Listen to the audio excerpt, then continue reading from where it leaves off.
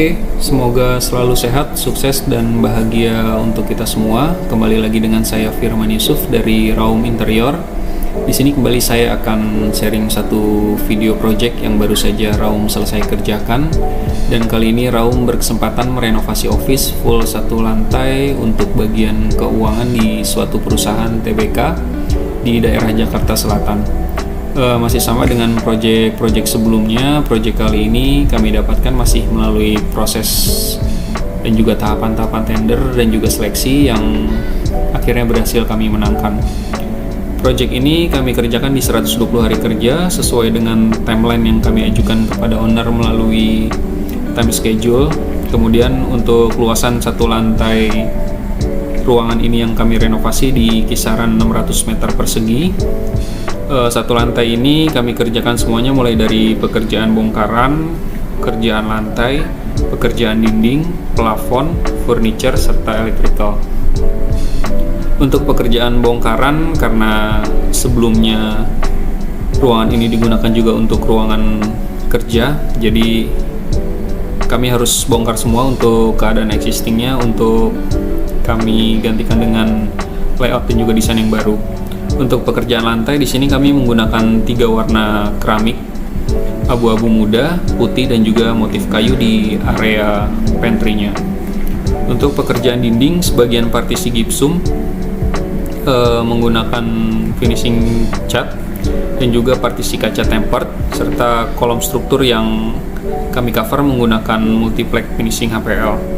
Untuk pekerjaan plafon, kami menggunakan expose duct dengan finishing cat hitam dan juga sebagian plafon gipsum dengan finishing cat putih, dan ada juga kisi-kisi besi hollow finishing duko hitam.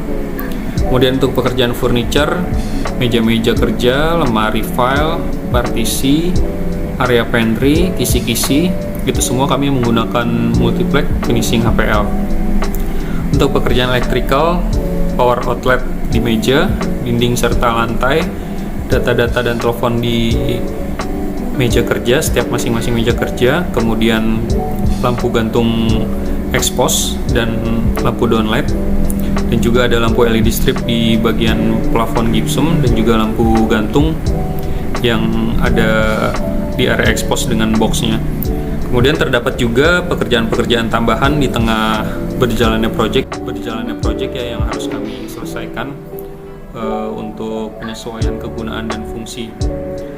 Oke, demikian sharing video singkat untuk project kali ini. Untuk hasil renovasi office tersebut terbilang berhasil karena mendapatkan feedback positif dan juga masukan-masukan baik dari user. Project ini berhasil tentunya berkat kerja keras, tekun, dan kerja kreatifnya dari tim Raum, dan tentunya juga koordinasi yang baik dengan pihak-pihak terkait.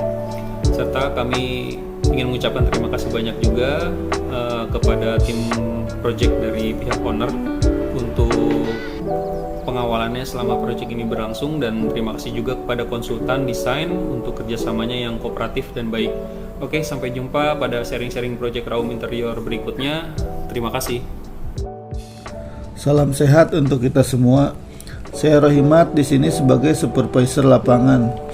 Baik, langsung saja di kesempatan yang baik ini saya akan menjelaskan tahapan-tahapan kerja yang baru saja kami selesaikan. Di setiap kami mengerjakan proyek, tentunya kami selalu berpatokan kepada 5M. Apa itu 5M? Yang pasti bukan 5 miliar ya. 5M yang kami maksud di sini adalah M yang pertama, money.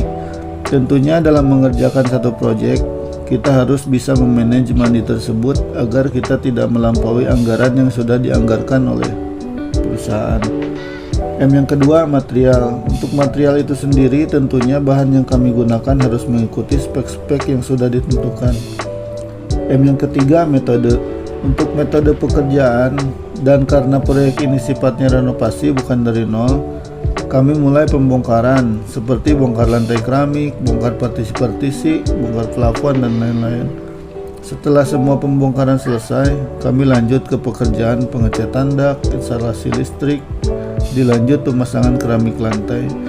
Sambil berjalan pekerjaan di lapangan, kami pun melakukan pekerjaan di workshop seperti membuat meja, panel dinding, kisi-kisi, lemari file, dan lain-lain yang berhubungan dengan furniture. M yang keempat, mesin. Mesin yang kami gunakan juga sangat lengkap dan sesuai fungsi, karena itu faktor pendukung yang sangat penting agar menghasilkan kualitas yang baik. M yang kelima, manpower. Karena perusahaan tempat kami bekerja sudah lebih dari 20 tahun, tentunya tim kami sangat berpengalaman dan profesional.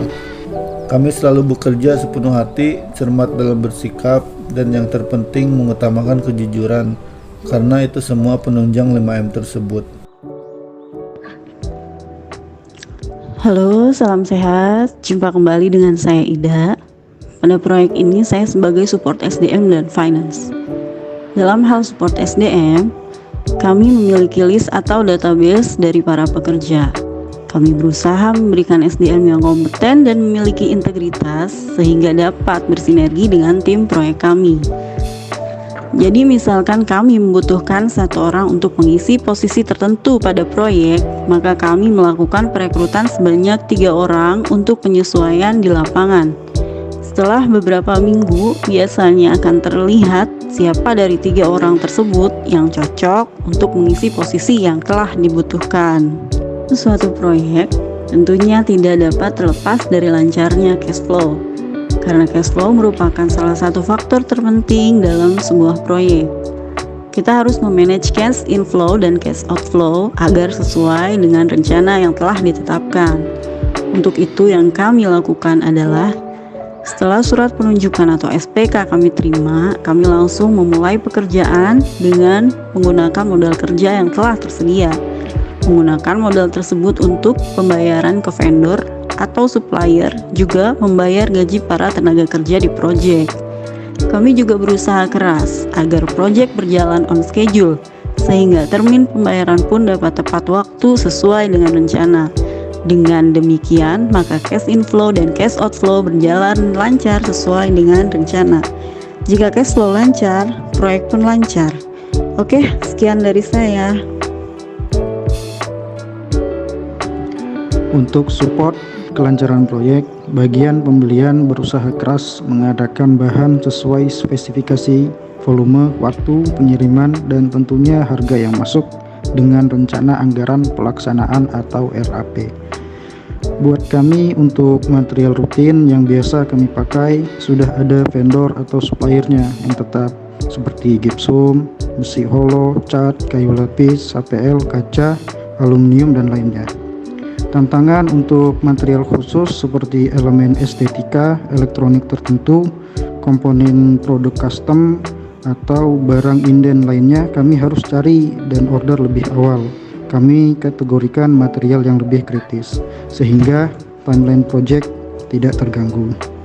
Dan kami menganut sistem pengadaan just in time, jadi tidak membebani cash flow project dan lebih hemat, di mana kita perlu barang dan kita adakan, sehingga sangat menghemat biaya persediaan barang atau penyimpanan barang.